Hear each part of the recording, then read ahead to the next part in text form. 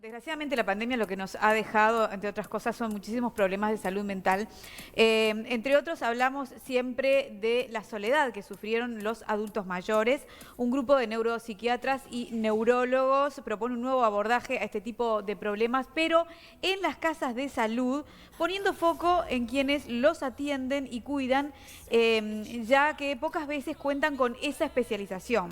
Estamos en contacto con el neuropsiquiatra especialista en Alzheimer, Roberto Ventura, que es uno de los coordinadores del Instituto de la Memoria y Desórdenes Relacionados. Así que le damos las buenas tardes y gracias por estos minutos en Vespertinas. ¿Qué tal? Buenas tardes, muchas gracias por la invitación. Un placer estar. Muchas gracias por recibirnos. Hay una propuesta, tiene una propuesta con un nombre bastante curioso que nos llamó la atención, que dice Ciudad Demencia. ¿De qué se trata esto? Bueno, Ciudad Demencia es el nombre que se le ha puesto en Europa a una iniciativa que es una urbanización, un lugar donde habitan varias personas que tienen deterioro cognitivo comportamental y es como una mini ciudad armada para ellos con asistentes terapéuticos que de alguna manera reentrenan las capacidades del diario vivir, como es ir de compras, ir a una peluquería, ir a un restaurante, ¿verdad? Lo que fuera.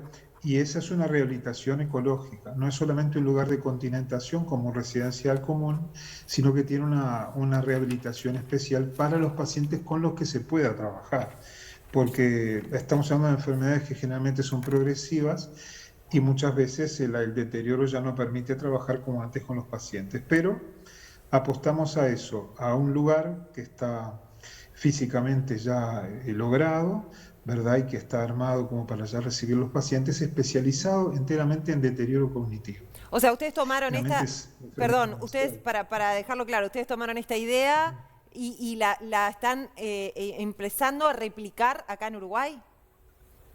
Claro, claro. En Europa le han llamado Ciudad Demencia. Empezó en Holanda y se está haciendo en varios países de Europa. Nosotros le pusimos Ciudad de la Memoria y es un hogar especializado en pacientes con demencia o deterioro cognitivo y estamos armando la misma propuesta para, de alguna manera, armar una red que se pueda ampliar y abordar a todas las personas que puedan tener este tipo de problemas, ¿verdad? Con los que podamos empezar y después son ideas que queremos mostrar y que sea un modelo de abordaje que tiene que ver también no solo con la continentación del paciente, sino con un centro de asesoramiento familiar. Sabes que el tema de las familias está muy postergado en el sistema de salud, tanto público como privado, porque es importante poder hablar con la familia, esté institucionalizado o en su hogar. Enseñarles cómo convivir con el diario vivir del paciente, porque los desafíos son permanentes, Claro. desde los delirios, las alucinaciones, trastornos del comportamiento y hasta los propios problemas cognitivos, memoria, que no te reconoce como familiar, que no reconoce su casa como la de él y que quiere a su casa. La familia se encuentra con una serie de problemas que nadie los asesora. Entonces, es un lugar de continentación de estos pacientes atendido por neurólogos, neuropsiquiatras, por neuropsicólogos también, evaluados permanentemente y asesorando a familias que estén o no los pacientes en Ciudad de la Memoria. Ciudad de la Memoria entonces es un lugar físico, es una propuesta que apunta a más y una futura, si tenemos suerte, una futura urbanización mayor para tener este tipo de personas que tienen estos problemas con una rehabilitación especial para ellos, Que ¿verdad? sería Con un como, personal también entrenado. para hacerme una idea, ¿no?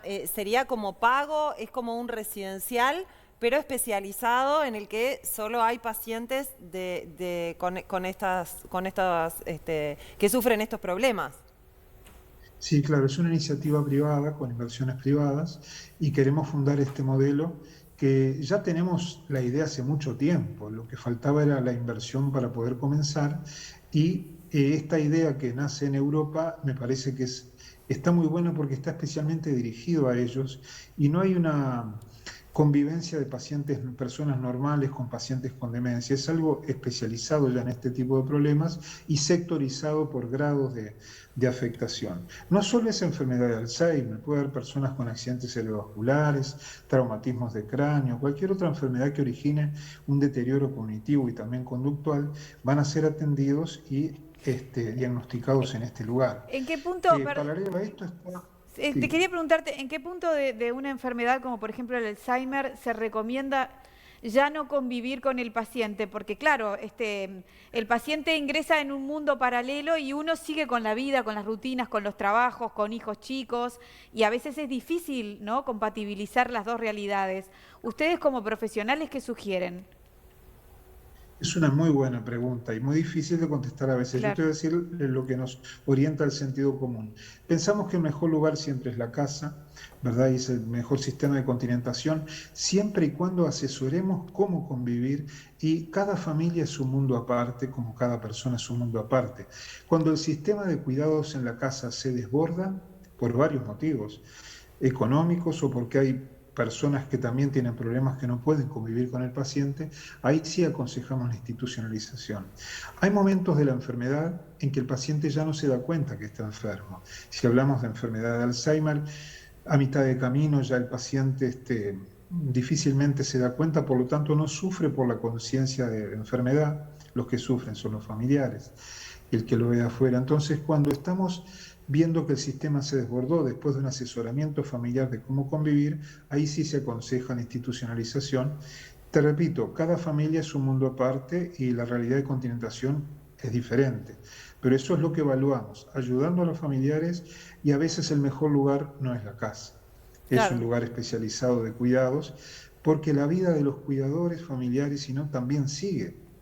O sea, no hay que olvidarse que acá hay que atender también los cuidadores, cuidar a los cuidadores, y a veces el mejor cuidado es que salgan un poco del esquema de cuidados, ya sea lo estén cuidando directamente o estén en un residencial. Así que cuidando al cuidador también es nuestra propuesta, y es una propuesta entonces asistencial, docente, porque pensamos también hacer docencia a la comunidad médica y no médica, así como en otros residenciales, y ayudarlos también a entender este tema, y por qué no de investigación, de hacer más adelante trabajos epidemiológicos e indagación sobre otros aspectos de estas enfermedades y hacer contribuciones en base al grupo que estemos cuidando y supervisando.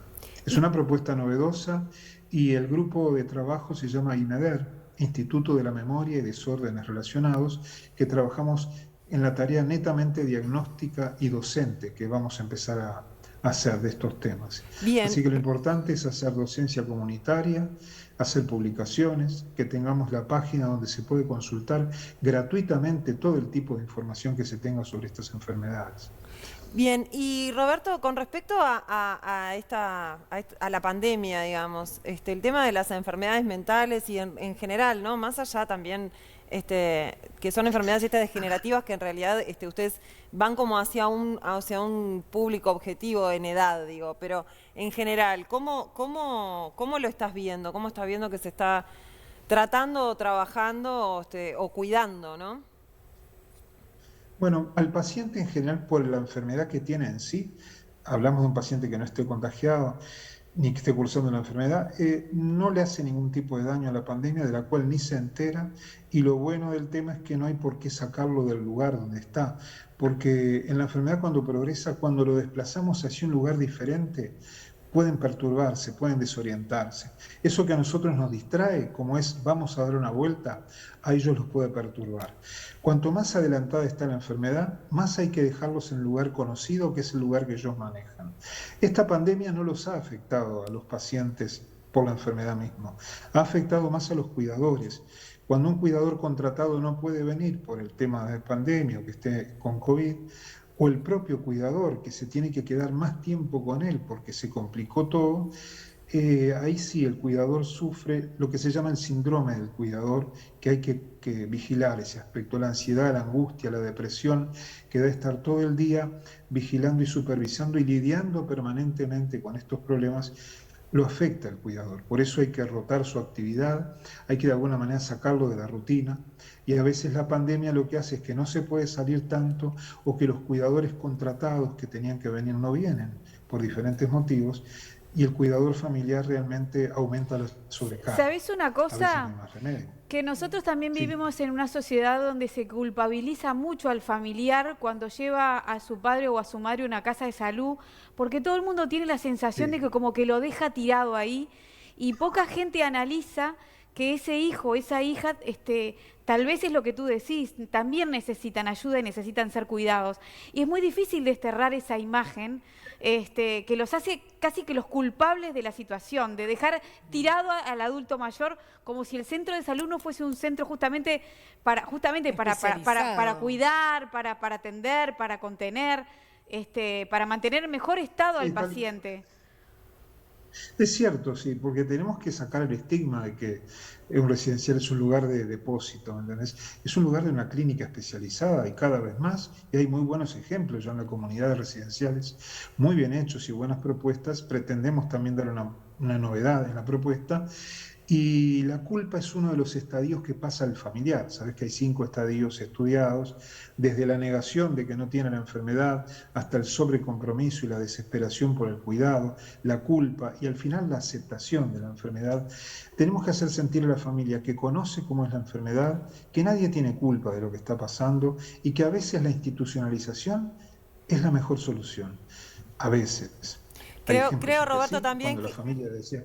Claro, creo, Roberto, Pero también no, que esa claro. parte en la que a partir de un momento, de un punto de la enfermedad, la persona ya ni reconoce y entonces el que sufre es el familiar solo, Sí, ¿no? sí, Ese sí. punto Tal es buenísimo. cual. Sí, sí. Identificarlo y decir, ya está, o sea, ya no soy ni yo para él, o sea, no existo, Claro, digamos, claro, de alguna claro. manera, ¿no? Aunque por más doloroso Sí, que tal sea, cual, tenemos que alivia hacer- también, Claro. en un punto, ¿no? Tenemos que hacer sentir al familiar que ya está haciendo lo que hay que hacer, Claro. que está haciendo las cosas bien. ¿Hasta dónde va él? Porque no tiene que castrar su propia vida por este cuidado. El almanaque corre para todos, ¿verdad? Y que, bueno, lo importante es que el paciente, a veces no hay modificaciones en mal sentido, por desplazarlo a un lugar donde también lo están cuidando en forma especializada, Mejor, claro. y que el cuidador se sienta un poco más liberado y continuar su vida. Ya te digo, depende de cada familia, de cada ejemplo, no todos los modelos son iguales, pero hay que saber que muchas veces el familiar normal proyecta en el paciente cosas que no suceden. El paciente no se da cuenta que está enfermo en etapas avanzadas, no sufre por eso, y a veces puede llorar o manifestar comportamientos a veces bizarros, y no quiere decir que le esté pasando lo que nosotros pensamos.